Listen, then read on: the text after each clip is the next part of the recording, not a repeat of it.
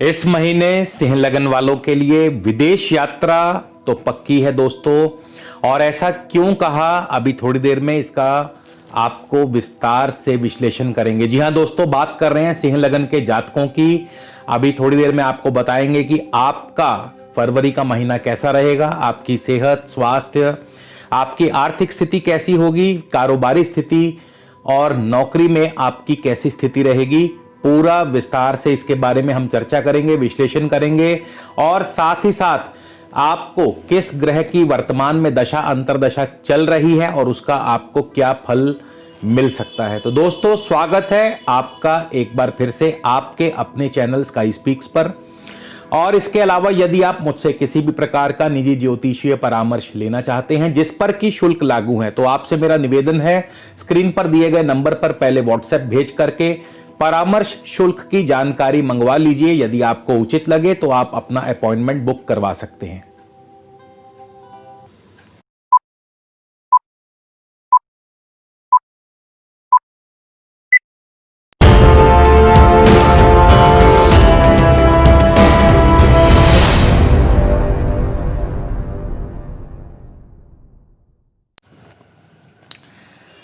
तो आगे बढ़ने से पहले एक बार हम सिंह लगन के जातकों के लिए इस महीने की ग्रहचाल पर नजर डाल लें।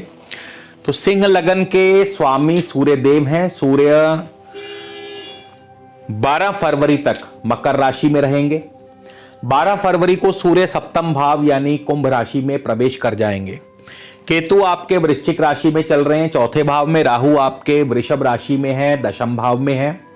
इसके अलावा बृहस्पति शनि छठे भाव में मकर राशि में है। शुक्र भी यहां पर 21 फरवरी तक मकर राशि छठे भाव में रहेंगे और 21 फरवरी को शुक्र जो है सप्तम भाव कुंभ राशि में प्रवेश कर जाएंगे। बुध जो है 30 जून को वक्री होंगे, माफ कीजिए, बुध जो है 30 जनवरी को वक्री होंगे और 4 फरवरी को बुध कुंभ राशि से वक्र अवस्था में मकर राशि में प्रवेश करेंगे और मकर राशि में मास के अंत तक रहेंगे। 21 फरवरी को बुध जो है मार्गी होंगे यानी अपने गंतव्य की ओर बढ़ना शुरू करेंगे। मंगल मेष राशि में है, भाग्य भाव में है मंगल, और मंगल 22 फरवरी को वृषभ राशि में प्रवेश कर जाएंगे। राहु के साथ मंगल का युति योग बनेगा। चंद्रमा आपके द्वादश भाव के स्वामी हैं। तो मैंने आपको बताया था कि सिंह लगन के जातकों के लिए विदेश यात्रा के योग बनते नजर आ रहे हैं। ऐसा इसलिए कहा था क्योंकि अधिकांश ग्रह जो हैं, अधिकांश ग्रह इस समय श्रवण नक्षत्र से गुजर रहे हैं और श्रवण नक्षत्र के स्वामी हैं स्वयं चंद्रदेव, जो कि आपके द्वादश भाव के स्वामी हैं। 12वां भाव जो है दोस्तों, ये विदेश यात्रा का माना गया है। हां, यदि आपके शहर में लॉकडाउन की स्थिति नहीं है तो निसंदेह विदेश यात्रा या दूर की यात्रा यानी अपने स्थान से किसी दूर स्थान की यात्रा संभव है। और आगे बढ़ने से पहले एक चीज और बताना चाहूंगा, ये जो राशिफल है आपसे निवेदन है कृपया केवल और केवल लगन से देखिएगा और साथ ही साथ यदि आपको अपनी दशा अंतरदशा का भी ज्ञान है तो यह राशिफल आपको और भी सटीक अनुभव होगा। तो शुरुआत करते हैं सबसे पहले लगन के स्वामी सूर्य देव से। और सूर्य जो है, जैसा कि मैंने बताया, मकर राशि में रहेंगे 12 फरवरी तक। 12 फरवरी को सूर्य कुंभ राशि में प्रवेश कर जाएंगे और सूर्य इस दौरान किन किन नक्षत्रों से होकर के गुजरेंगे। तो सबसे पहले सूर्य देव 1 फरवरी को श्रवण नक्षत्र में ही होंगे। जैसा कि मैं आप बता चुका हूं, श्रवण नक्षत्र के स्वामी चंद्रमा है जो कि 12वें स्थान के स्वामी है और 12वां स्थान विदेश यात्रा का है।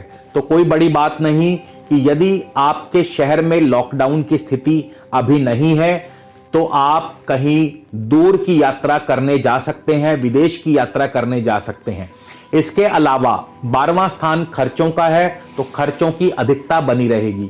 12वां स्थान निवेश का है तो आपके कारोबार में निवेश बढ़ेगा। 12वां स्थान स्वास्थ्य की हानि भी करता है तो आपको अपने स्वास्थ्य का ध्यान भी रखना होगा। इसके अलावा 12वां स्थान जो है ये पति पत्नी में आपसी मतभेद पैदा करता है। तो हो सकता है किसी बात को लेकर के आपका अपनी पत्नी या पति के साथ आपसी मतभेद पैदा हो। इसके बाद 6 फरवरी को सूर्य धनिष्ठा नक्षत्र में प्रवेश करेंगे। धनिष्ठा नक्षत्र के स्वामी है मंगल, जो कि भाग्य भाव के स्वामी है, और मंगल जो है आपके नवम भाव यानी भाग्य भाव में चल रहे हैं। नवम भाव भी दोस्तों दूरस्थ यात्राओं को इंगित करता है, दूर की यात्राओं को शो करता है, रिप्रेजेंट करता है। तो कोई बड़ी बात नहीं कि आपको दूर की यात्रा पर जाना पड़े, विदेश यात्रा पर जाना पड़े आपके।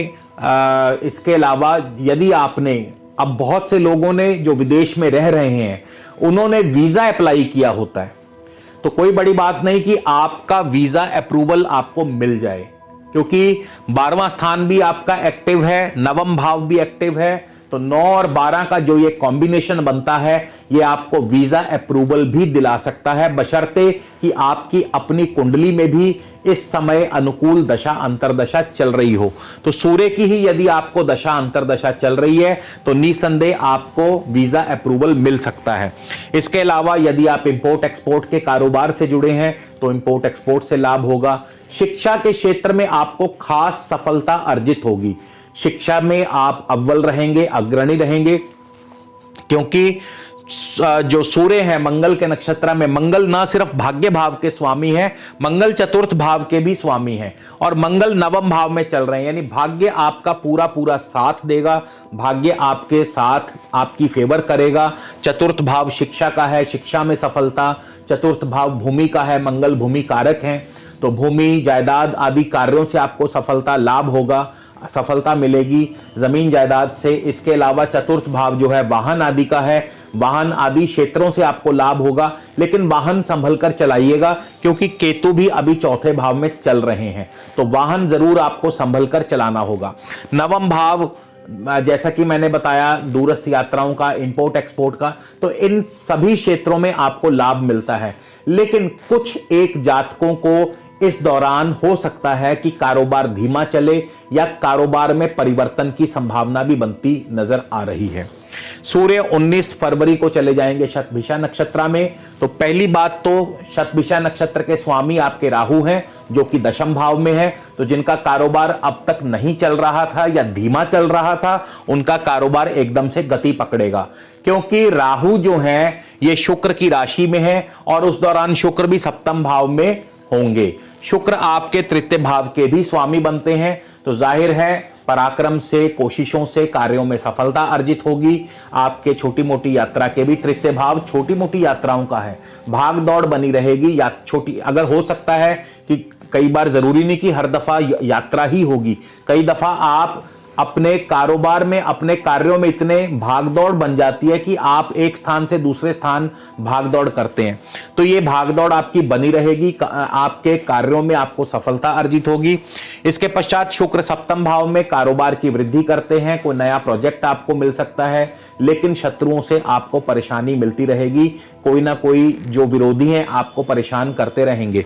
इसके अलावा शुक्र दशम भाव के भी स्वामी हैं, तो मान सम्मान की बढ़ोतरी होगी, कारोबार में गति पकड़ेंगे, कारोबार गति पकड़ेगा, या हो सकता है प्रमोशन के चांस बन जाएं। तो आपके राजनीतिक व सामाजिक संबंध भी सुधरेंगे, राजनीतिक व सामाजिक क्षेत्रों में भी आपको सफलता मिलेगी। लेकिन क्योंकि राहु भी यहां बैठे हैं, अब राहु जो है कई दफा ये जैसे कहते हैं टाट में पैबंद, तो जिस प्रकार टाट में पैबंद अच्छा नहीं लगता, इसी प्रकार राहु भी कई दफा कोई ना कोई ऐसा फल अचानक दे दिया करते हैं कि जो कि कई दफा अच्छा नहीं लगता। तो राहु छुपी हुई कारस्तानियां करने में मशहूर हैं, तो कई दफा हो सकता है कि मान सम्मान के साथ कहीं ना कहीं किसी बात को या किसी चीज को लेकर के आपके नाम पर छोटा सा बदनुमा दाग लगे या आपके मान सम्मान को ठेस पहुंचे, तो ये राहु अपनी कारस्तानी करने से बाज नहीं आएंगे। तो सूर्य के अलावा अब हम चलते हैं केतु की तरफ।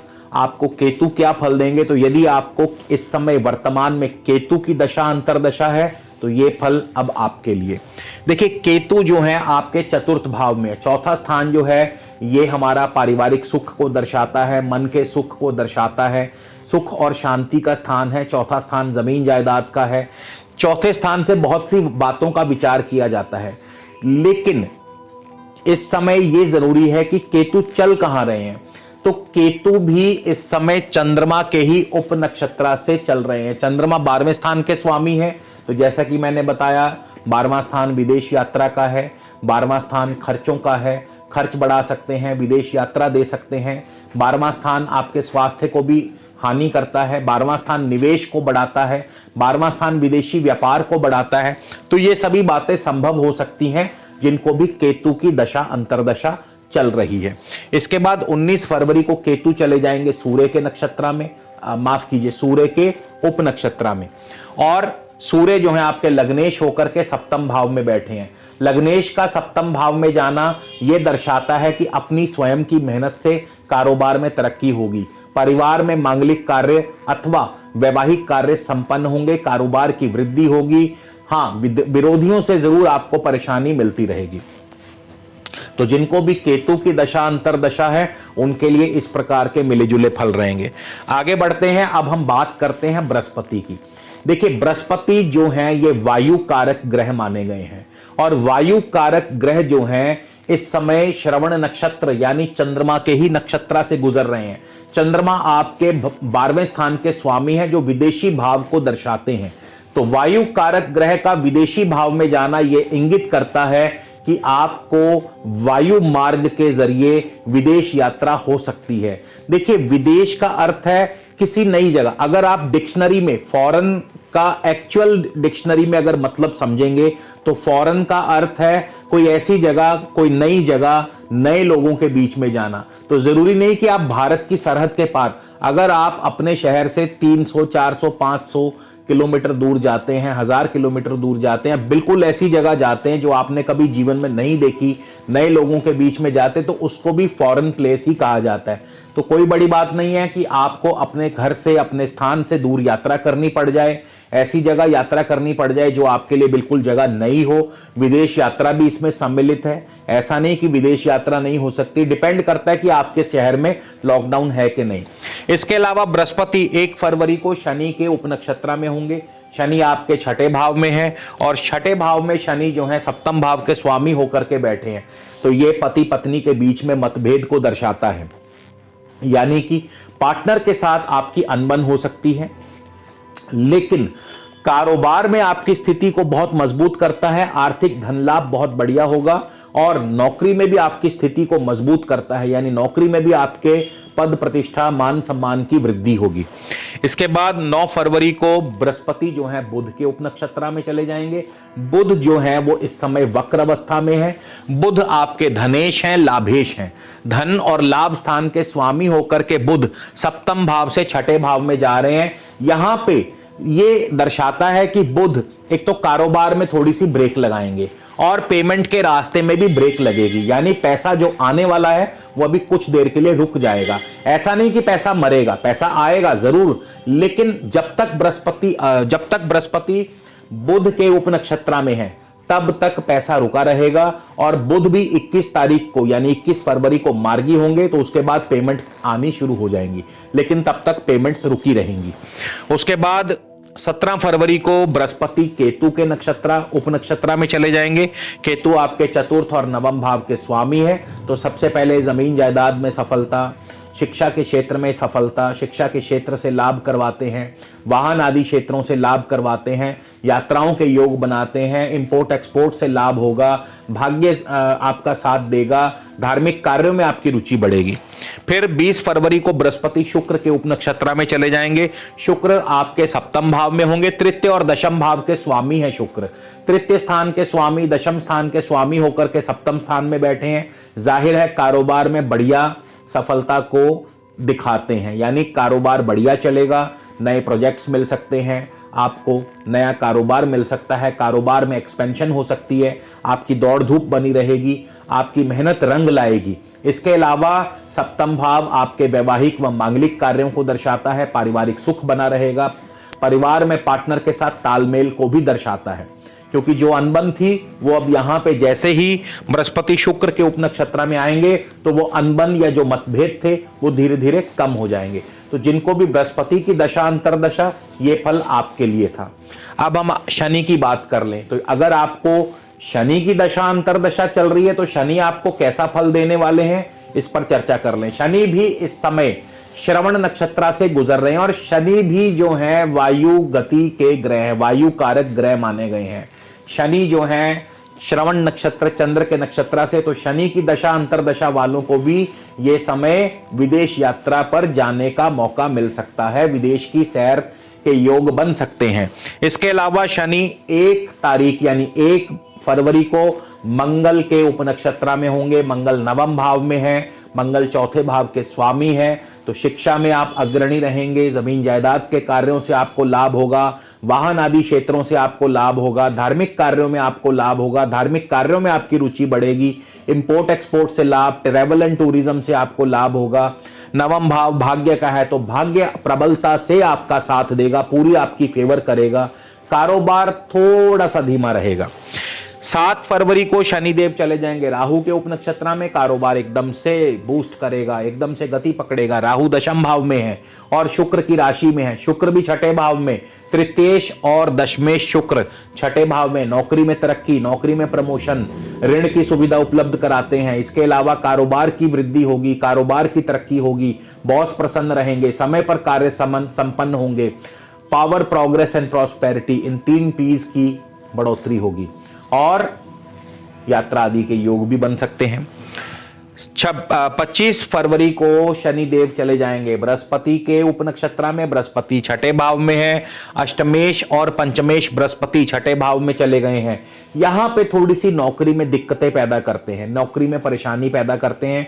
छठा भाव नौकरी का है, अष्टमेश पंचमेश जो बृहस्पति नौकरी भाव में बैठे हैं, तो नौकरी पेशा व्यक्तियों के लिए समय थोड़ा अनुकूल नहीं होगा, लेकिन अन्य मामलों में बृहस्पति ठीक ठाक रहेंगे, यानी आर्थिक रूप से आपको संपन्नता देते हैं, आर्थिक रूप से आपकी वृद्धि करते हैं। सेहत का आपको ध्यान रखना होगा क्योंकि बृहस्पति जो हैं बहुत जल्दी ढीले पड़ जाते हैं, सेहत के मामले में आपको खास ध्यान रखना होगा। तो आगे बढ़ते हैं और अब हम शुक्र की बात कर लें। तो जिनको भी इस समय शुक्र की दशा अंतरदशा चल रही है, अब ये फल आपके लिए। 1 फरवरी को शुक्र होंगे उत्तराषाढ़ा नक्षत्र में। शुक्र उत्तराषाढ़ा नक्षत्र जिसके स्वामी सूर्य हैं, सूर्य लग्नेश होकर के उस समय छठे भाव में बैठे होंगे। 1 और 6 का ये कॉम्बिनेशन, पहले तो सेहत का ध्यान रखना बहुत जरूरी है क्योंकि सेहत के लिए ये अनुकूल नहीं है, और दूसरा नौकरी में अनुकूलता प्रदान करते, नौकरी के लिए बहुत बढ़िया रहेगा। जिनको भी इस समय शुक्र की दशा चल रही है उनकी बात कर रहा हूं, तो नौकरी में तरक्की, नौकरी में वृद्धि, नौकरी नहीं है तो नौकरी मिल जाएगी, बॉस प्रसन्न रहेंगे, समय पर आपके कार्य संपन्न होंगे, ऋण की सुविधा आपको मिल सकती है या किसी मित्र से आपको ऋण मिल सकता है। इसके बाद 5 फरवरी को शुक्र भी श्रवण नक्षत्र में चले जाएंगे, चंद्रमा के नक्षत्र में। पार्टनर के साथ मतभेद, जीवन साथी के साथ अनबन, लेकिन विदेश यात्रा के योग बना सकते हैं, विदेश की सैर करवा सकते हैं।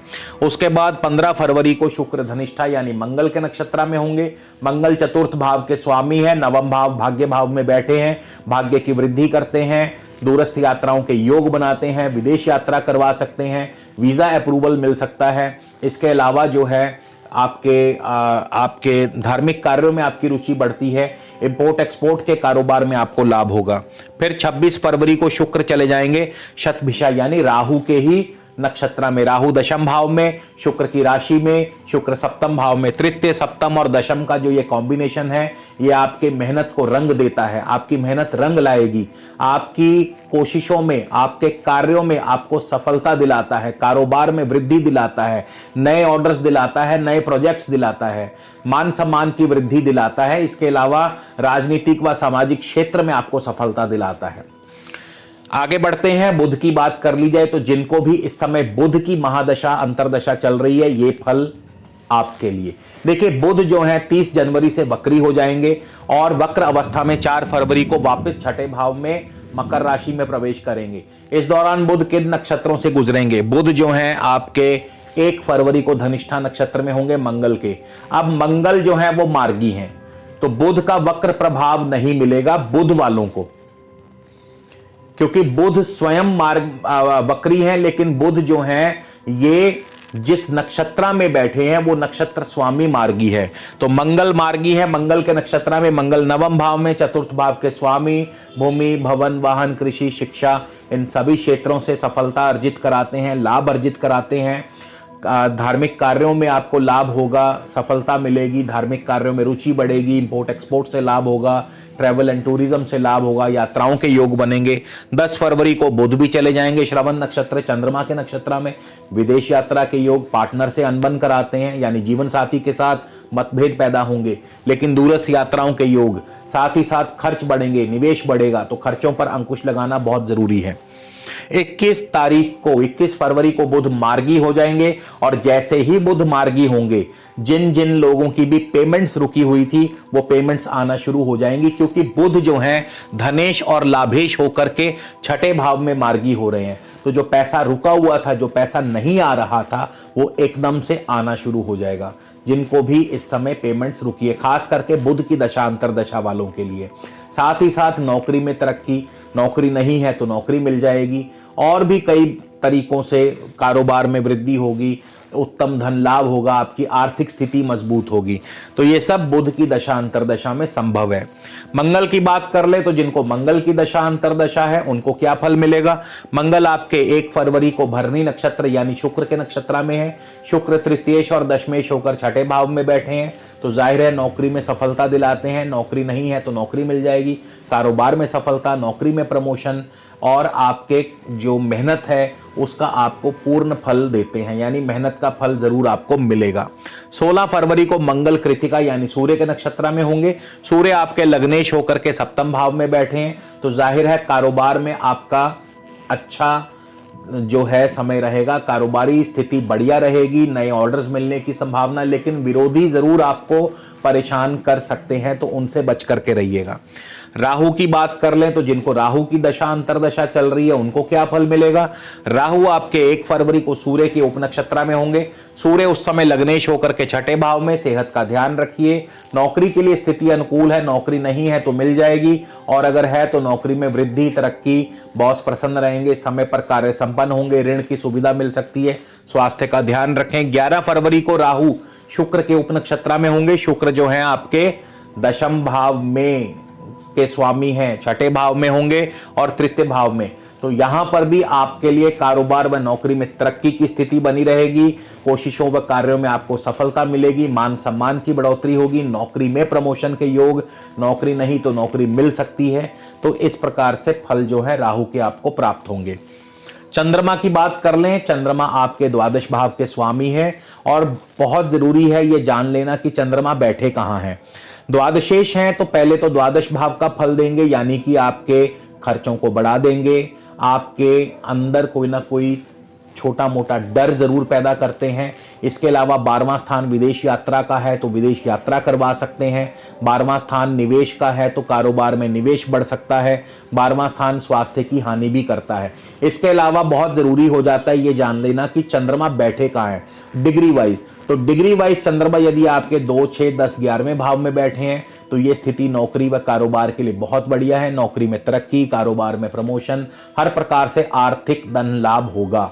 लेकिन यदि चंद्रमा आपके 6, 8वें, 12वें भाव में बैठे हैं तो फिर ये स्थिति बढ़िया नहीं है। यहाँ पे आपको दिक्कतें पैदा करते हैं, चुनौतियां पैदा करते हैं, स्वास्थ्य की हानि करते हैं। और इसके विपरीत यदि चंद्रमा आपके लग्न, तृतीय, पंचम, नवम, द्वादश भाव में बैठे हैं, भाग दौड़ को बढ़ाते हैं, यात्राओं को बढ़ाते हैं, विदेश यात्रा के योग बना सकते हैं, तो इस प्रकार के फल चंद्रमा की दशा अंतरदशा में आपको प्राप्त हो सकते हैं। तो दोस्तों ये था सिंह लगन के जातकों के लिए फरवरी का महीना कैसा रहने वाला है। आपको यदि ये वीडियो पसंद आया हो, लाइक, शेयर और सब्सक्राइब करना बिल्कुल मत भूलिएगा। अगले वीडियो में फिर से मुलाकात होगी, तब तक के लिए नमस्कार, धन्यवाद।